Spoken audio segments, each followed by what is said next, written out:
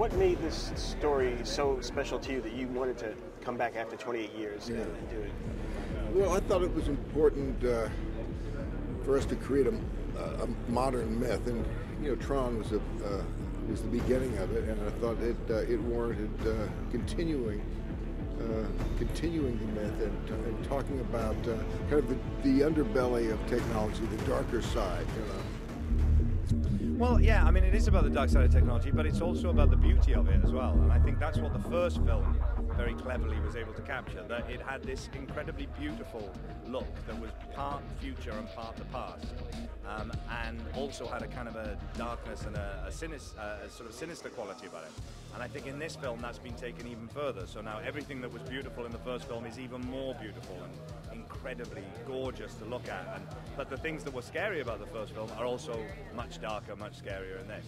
You are becoming like sort of an iconic image already for this movie. I'm crazy. I actually dreamt about it last night. I had this crazy dream about just like, I kept seeing that image, I don't know why, but yes, it's crazy. This white kind of gem character is becoming such a thing.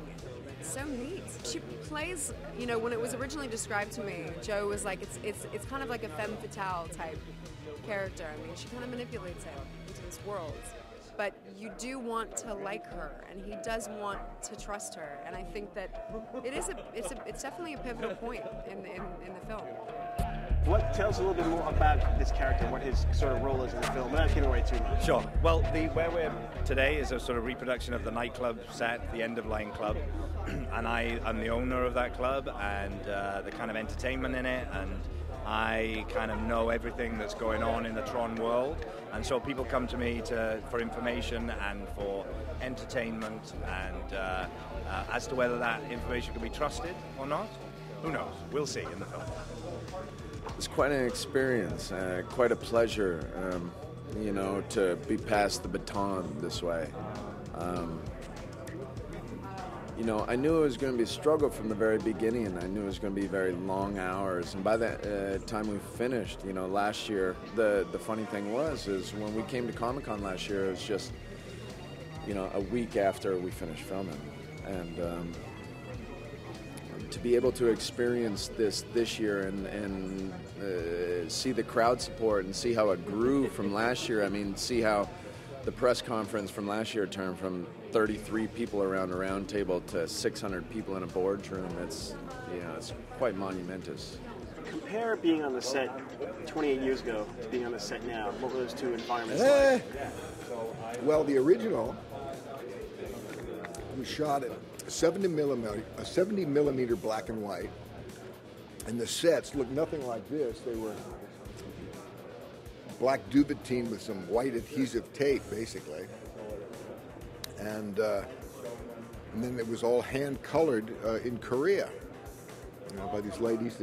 All the suits, the glowing lines, and that was all put in after the fact. Very kind of a tedious thing. And in this Tron Legacy, this film, often the sets were practical sets, actual sets like you see here, and this one here, and the talent of Joe Kosinski was, really needed. We needed somebody with his talents to be able to blend the actual practical sets with the CGI, so it's really seamless. And of course, this one's being shot in 3D, so we had these big 3D cameras and that sort of thing. Quite different. What was the most challenging aspect of the actual physical production for you? Was it wearing the suit or certain sequences, or what was?